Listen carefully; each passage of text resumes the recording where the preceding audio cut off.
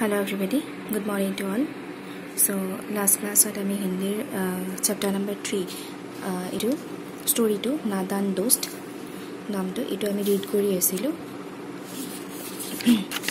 Ami ekhini loike read korisilu. So aji ami tare remaining khini reading korim. Okay, tar pisot ami chapter to explain korim. To first ami reading korim chapter 2. तो हमें आज यार पर start करें। गर्मी के दिन थे, बाबूजी दफ्तर गए हुए थे।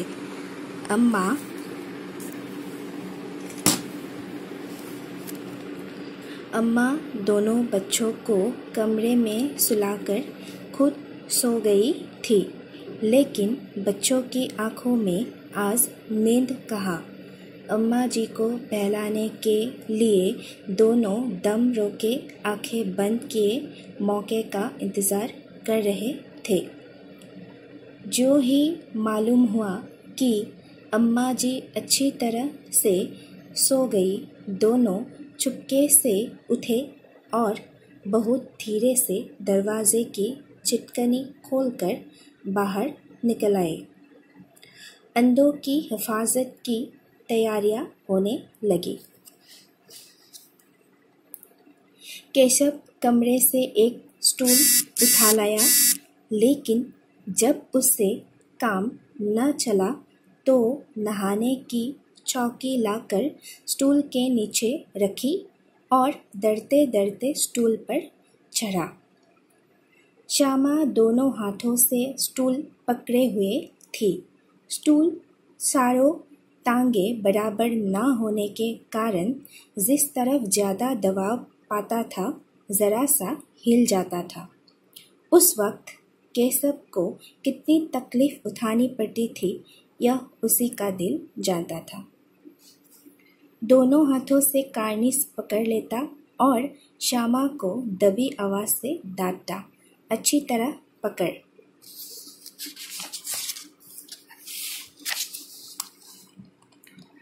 वरना उतरकर बहुत मारूंगा।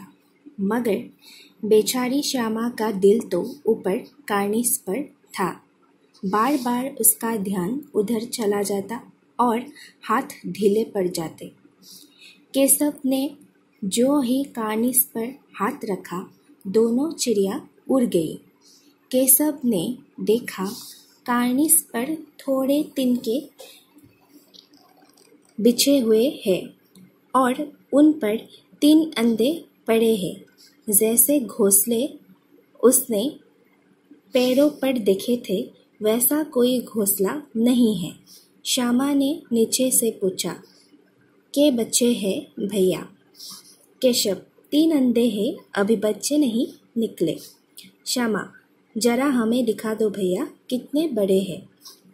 केशव, दिखा दूंगा, पहले जरा सिथरे ले आ, नीचे बिछा दो। बेचारे अंडे तिनकों पर पड़े हैं।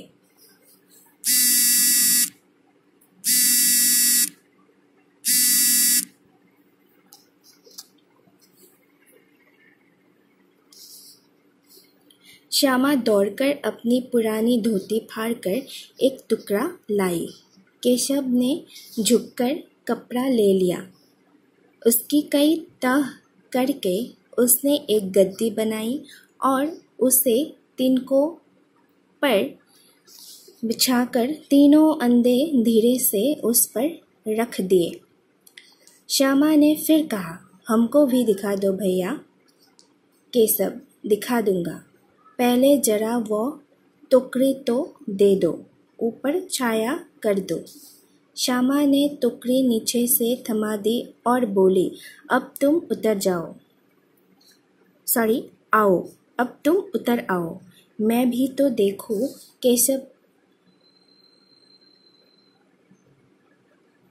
केशव ने टोकरी को एक टहनी से टिकाकर कहा, जा दाना और पानी की प्याली ले आ, मैं उतर आऊं तो तुझे दिखा दूंगा। श्यामा प्याली और चावल भी लाई। केशव ने टोकरी के नीचे दोनों चीज़ें रख दी और आहिस्ता से उतर आया। श्यामा ने गिड़गिड़ाकर कहा, अब हमको भी चढ़ा दो भैया। केशव, तू गिर पड़ेगी। श्यामा, न गिरूंगी भैया, तुम नीचे से पकड़े रहना। केशव, न भैया, कहीं तू गिर गिरा पड़ी तो अम्मा जी मेरी चटनी ही कर डालेंगे, कहेंगी कि तूने ही चढ़ाया था। क्या करेगी देखकर। अब अंडे बड़े आराम से है, जब बच्चे निकलेंगे तो उनको पालेंगे। दोनों चिड़िया बार बार कार्निस पर आती थी और बगैर बैठे ही उड़ जाती थी। केशव ने सोचा, हम लोगों के डर से नहीं बैठती। स्टूल उठाकर कमरे में रख आया। चौकी जहाँ की थी वहाँ रख दी।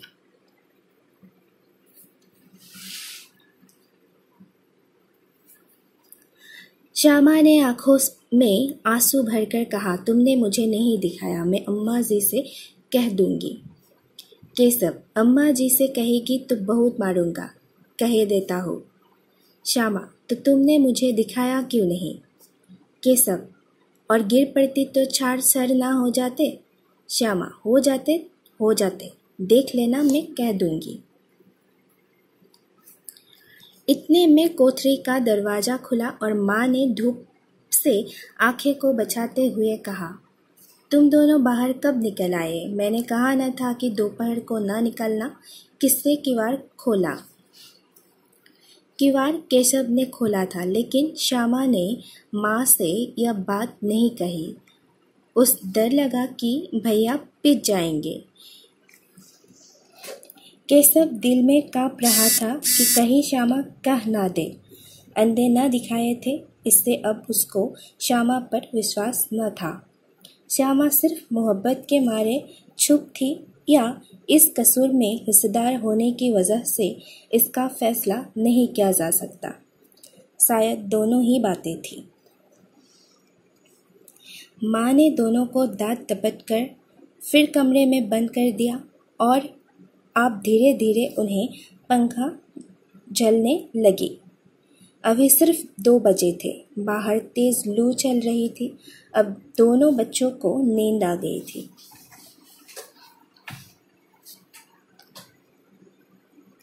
4 बजे यकायक श्यामा की नींद खुली। किवाड़ खुले हुए थे। वह दौड़ी हुई कार्निस के पास आई और ऊपर की तरफ ताकने लगी। टुकड़ी का पता न था। संयोग से उसकी नज़र नीचे गई और वह उल्टे पांव दौड़ती हुई कमरे में जाकर जोर से बोली, भैया, अंडे तो नीचे पड़े हैं, बच्चे उड़ गए। केशव घबराकर उठा और दौड़ा हुआ बाहर आया तो क्या देखता है कि तीनों अंडे नीचे टूटे पड़े हैं और उनसे कोई छूने की सी चीज़ बाहर निकल आई है। पानी की प्याली भी एक तरफ टूटी पड़ी है।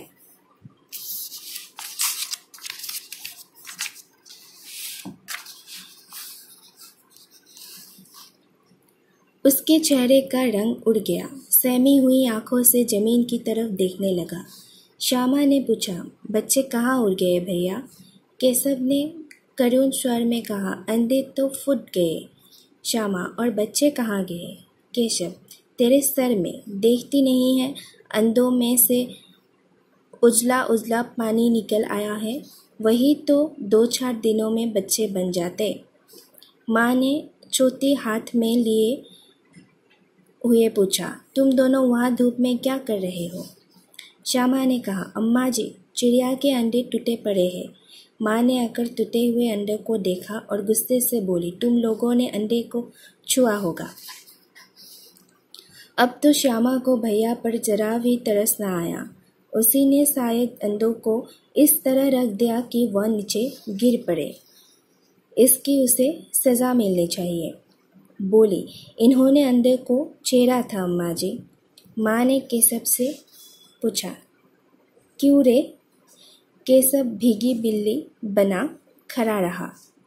माँ, तू वहाँ पहुँचा कैसे।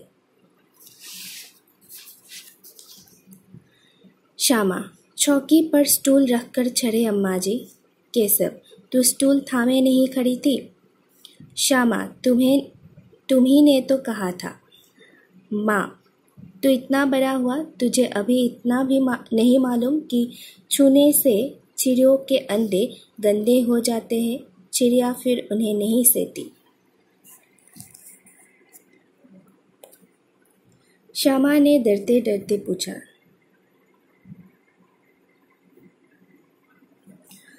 तो क्या चिड़िया ने अंडे गिरा दिए हैं अम्मा जी?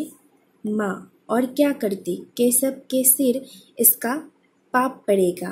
हाय हाय, 3 जाने ले ली दुष्ट ने। केशव रोनी सूरत बनाकर बोला, मैंने तो सिर्फ अंडों को गद्दी पर रख दिया था अम्मा जी। माँ को हंसी आ गई, मगर केशव को कई दिनों तक अपनी गलती पर अफसोस होता रहा।